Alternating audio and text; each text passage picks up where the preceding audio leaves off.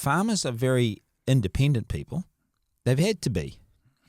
They've lost their community spirit. I mean, in our area, when I first went to Waihi, we had discussion group with 10 or a dozen farmers.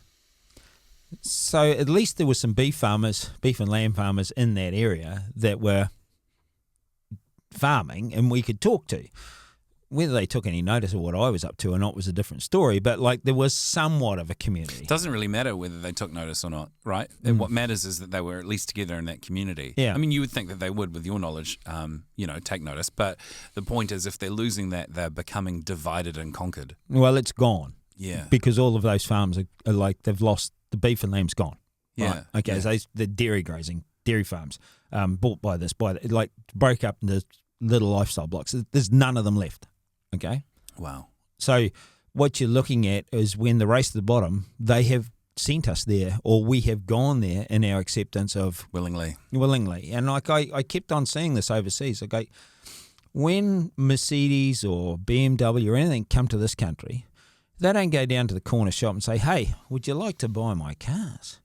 They go, "If you want to sell my cars, you're going to have to pay me $1 million or whatever it is to buy the franchise. Then you're going to have to set all the parts thing up, and then you have to do this and that and the other, and then we will supply you. And if you don't do that, we will pull the franchise and you won't get any money back." Yeah, so they're maintaining a high standard by that agreement. If you don't do this, you can't sell it. That's right. Yeah, a really simple example of that is Guinness.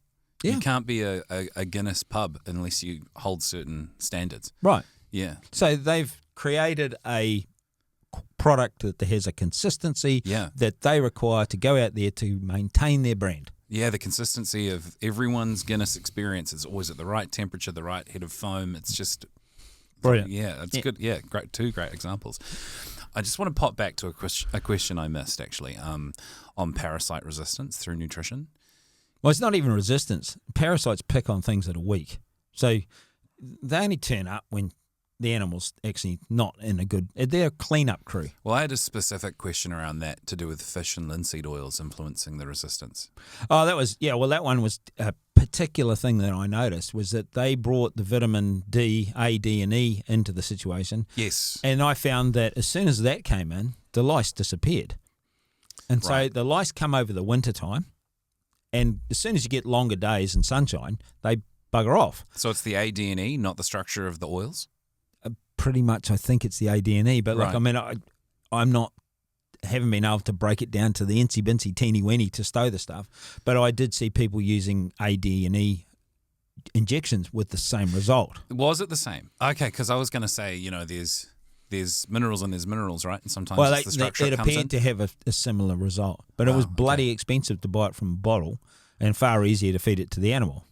And even better if the animal's getting it naturally off the land. Absolutely, yeah. Yeah, okay.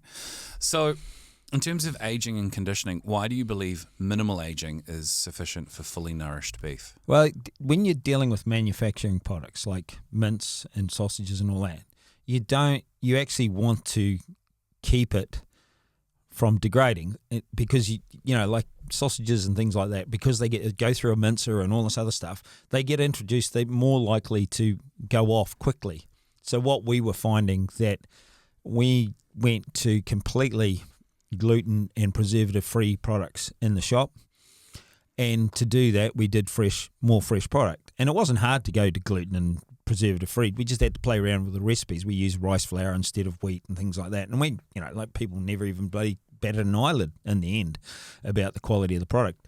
So, but what we found was that if you could get the sirloins and that into the bag reasonably early, they would keep really well, and they would also age quite nicely. And you'd pull them out 6 weeks later after being in the chiller at 1 degrees, and they just peeled off, and they were beautiful. They're coloured up right. They cooked well. Yeah, what specific signs do you look for there? Oh, there's a colour that I really look for when you open them up and you just let the air in. It goes this particular red colour, and I've got an eye for it now, and I know damn well if I got it right or not. It's just like, oh, that'll eat well. And go, oh, that one's not quite right.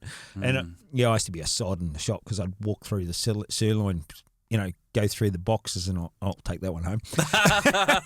Yeah, that's right. I have to admit, when I've been at your place for a meal, the experience of the quality of the meat's just outstanding. And I've come to realize, as a lifelong consumer of meat products that I haven't always enjoyed, but I've always gone, yeah, no, I eat meat, is that I think the reason some people don't enjoy eating meat is they've never had really good stuff. Well, and they wouldn't know otherwise. I had the good fortune, as you know, the last few weekends being in Australia, and I was having hotel and restaurant meals on the budget. It was great. The client paid, and the meat was shocking.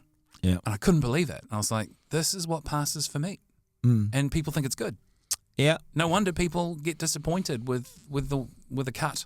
And Well, they don't know any. That's just what meat is. They don't know any better. That's right. And so that this consistency of what we require through the market is gone. It never really existed to start with, and it needs to be sorted out. And if But I might add, though, to that story, I think Australia's meat's horrendous. Yeah, if that's any reflection of it. It's a reflection of parts of where their animals are coming from and grazed. I mean, it can be all remedied, and we should be.